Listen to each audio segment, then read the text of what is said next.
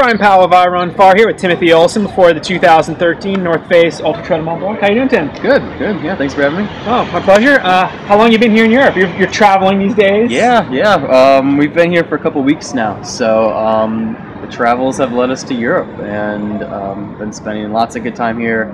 Got to see Annecy for the first couple days, which is just a couple hours south, and beautiful time hanging out there. And then we came out here, and I ran half the course. We got here, dropped our stuff off at the North Face store because we didn't have a place to stay yet.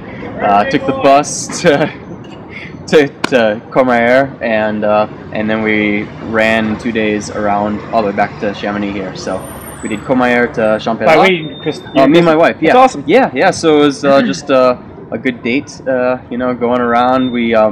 I didn't do as much like hard running. I'd go off for a little bit to kind of throw in a little tempo run, but otherwise I was just working on hiking and just really connecting with the land here. I think that's when you come to do a 100-mile race in a place you haven't been, like you just want to really feel grounded and feel like like this is home, and that's what I like to do for hundreds. Well, in any race, in any place I visit, I like to really just feel like that's where I want to be and excited to check it all out. And that's all I've been doing is just living and breathing this mountain and enjoying it. Was your first 100 Pine de Paul? Is that correct? It was. So yes. you were living in that, yeah, and like that, you were very connected to that, and you had experience at Western States before you ran that. Correct? Yep. I did a little crewing and pacing there, and so every 100 that I've done, I've had some type of connection to it and just familiar with it, and I think that's a good way to do 100. Aside from the familiarity with it, like, do you find that there's almost an extra investment in it, in spending the time there beforehand? Because you did for Run Rabbit Run, you went early. We went almost a month early. I think that's for me just what I need to do for those, and I mean just what I love to do, because 100 isn't just a race. I like Hard Rock where it calls it a run, because you could call it a race, but like it's just you going for a hard run in the mountains and trying not to get beat up too bad. And the more you can connect with that land and feel it, like the better chances you have of surviving the trip around. Well, you say it's not a race. On Friday afternoon, you're going to see the Chamonix to Les Houches 8K. Yeah. People running 28 minutes. Like, I'll probably be in like 100th place or something. I don't know. But yeah, there's a lot of excitement around this race, and which makes it, the ambience is awesome. I'm excited to be a part of that, and it's what I came here to see that as well. Just a race where there's 2,000 plus runners. It's awesome. Yeah. But that start is going to be fast, and I'm going to hopefully try not to get too sucked into it. So you're going to try to, rather than absorb that energy early, try to save it. I will absorb it and then save it for later. It'll be somewhere about Champs-Élysées. You'll that's when the lights turn back on. Nice. Yeah. That would be a fairly similar plan to what Tony has shared. But how do you actually do that in a race day? I mean, like, it's not just applicable to you. I've run this race, and you go through Saint-Gervais, Les Contamines, there's thousands of people there screaming.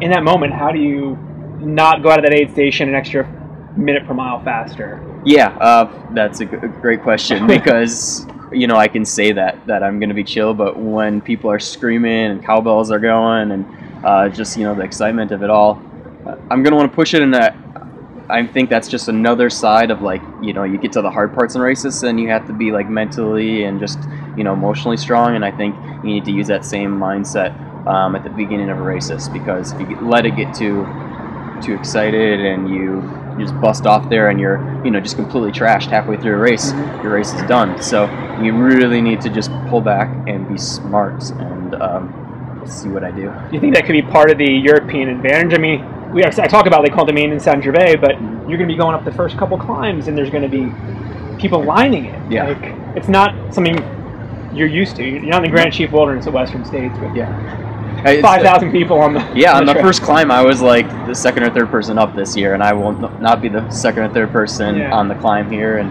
I think that's good, just going in knowing that I'm going to be okay with being in whatever place I am, and know that there's plenty of race to come. Obviously, this race is a little different. The the aid stations are different. I mean, in the U.S., you kind of know what to expect in terms of support, food, availability. I mean, how much are you going to rely on what's there, what's the European fare, and how much are you going to... I got this handy pack that I'll be wearing that has plenty of extra room. I try to pack as minimal as possible, not carrying much, and then otherwise I'll definitely have a lot more gels on me than I would for any other race. So I'll have enough gels on me for 50 miles, probably from the start. Case, yeah. And then as I go through the rest of the race, I might use a little bit of the food, but otherwise a little soda, and I'm really just going to carry as much as I can at the beginning, and then once we get to Courmayeur, I think there's a really better chance of seeing my crew at those spots to pick up things I need, and if I need any, things are going bad, I can kind of assess what's happening. This might be the first race where you'd have even the option of using trekking poles. Yeah. Are you using them? No, I like to use my own legs. Yeah, human powered. Yeah. Well, that would be human powered. Yeah, I guess so, but I don't like the poles. No. I want to do it myself. This is really just, I mean, at Western States and some of the American races, it's beautiful. But here you're in the shadow of Mont-Blanc for the better part of the day. Do you find a different inspiration, you think, in that, or?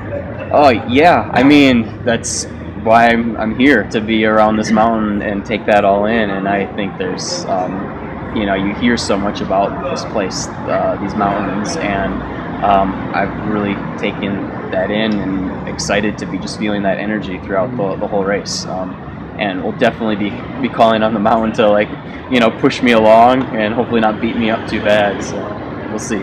Gotcha. You've had some really good races for a while this year. I mean, in March, I think it was March, right, for Tarawera? Yep. Transvolcania, you ran well. Western States, obviously, you nailed that with another win there. How many times can you keep going to that well? I mean, in a given year? Good question, but I tried to save.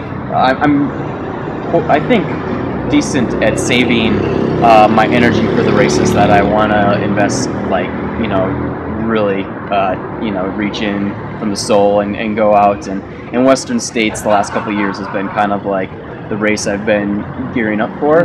And when I knew that I was coming to UTMB this year, this has been one that I dreamt about for years, and just a mountain I wanted to really go with. And some of those races, I just pull back a little bit, and I think I've rested well, and everything's feeling pretty healthy, and I'm ready to give it a good shot again. And I think that's just you just got to come in with that mindset, and that's what I do is run. So I do it all year round, and take breaks when I need to, and as I'll do at the race, and I just try to listen to my body as best I can. And for the most part, I listen well, and when I don't, then I'm injured and time to take a break. So you're not injured right now. No, you're feeling good. Feeling good. You should have had a tricky period of timing-wise. You had Western States very end of June. You had Speed Goat in the middle. I don't think that was a focus race for you, I mean, still had. What was your training like? Did you get any focus periods in there, or you sort of cruising off your spring fitness? Yeah, basically, definitely going off of that fitness. Did Western States and just felt in really good. It's fast. You're doing some more leg turnover there, and I was doing that prior. But just even before the beginning of this year, it's been a lot of vertical. Has been kind of my key to my training, and I think that translates well in 100 miles, even if it's a little flatter like Western. Just because your legs are strong and you can dig deep when you need to. And post-Western, I took it easy for a week or so, and then kind of just slowly increased my mileage back up, and did a lot more hiking, and did some stroller runs where I'd push Tristan in a stroller all the way up to Mount Ashland, and I did some backpacking with that. Is some good strength work. Yeah, so I did a lot of that, and never push it too much. Like normally before getting into Western, I was doing higher mileage where I was staying probably the last few weeks like 100 or something, 100 miles, and just really going more on vertical and time on my feet. And then even when we did, like when I got here, I try not to burn myself out. I went for some good long days, but they were more mellow, and like I spent 8 or 9 hours on the hill a day with my wife, but like it wasn't as intense as I normally would in training, and so it's just lots of good time on the legs, strengthening them, and I felt stronger as I was doing that. So we'll see how that translates to racing, but you know, this race I need to be prepared for lots of hiking, and it's relentless the whole way. There's just, you know, big climb, and then you crash down, kill the quads, and then you got to go back up, and it just keeps doing that all the way to the end. So have you really done a race, whatever the distance, that has that real hiking aspect to it? Yeah, no, I haven't. How do you think your hiking is? Yeah, I think it's passable? legit. Yeah, you know, we'll see. You know, it's something I definitely probably could work on, but you know, I think I have that mental focus, and you hike with intention, and like each step is just, you know, it's just focused on the next step in front of you, and I'll be giving it my all on each one of those steps. So we'll see if they add up to a good run. Nice. Well, best of luck having a good run this week, and have fun out there. Right on. Thank you. Yeah. One quick bonus question for you, Tim. You will be running in a custom pair of North Face shoes this weekend. What do they look like? What are they composed It's of? a shoe that's coming out called the Ultra Trail, and I think it'll be out next year. And I've been working over the past couple months with the main shoe guy there at North Face US, and we've been just kind of tinkering with it a little bit. A couple things that I wanted adjusted, just a little more cushion in the forefoot to drop the heel to toe height, and a few other things just to make it customized and feel ready to go for 100 miles, because you know, when you have a shoe, you want it to last and feel comfortable and not beat you up, and I'm really digging it. I've been doing the last few weeks running in it, and excited to try out for 100 miles, and excited to see what we keep producing together. So cool. Look forward to checking that out. Yeah, be good. Yeah. What are you doing? Yeah, because it's like there's miles of like Hey everybody! and then like Hey guys! We have a special announcement. We have a birthday boy here today. 30 years young. So, happy birthday to